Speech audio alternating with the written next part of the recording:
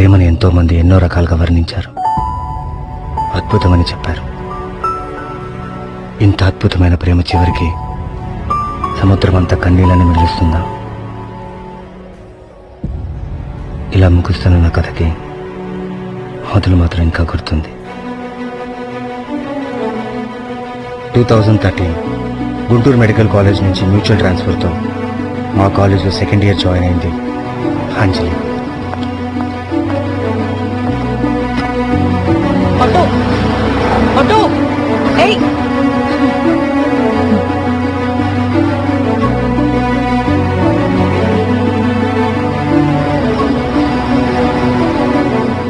అప్పుడే అంజలిని మొదటిసారి చూశాను.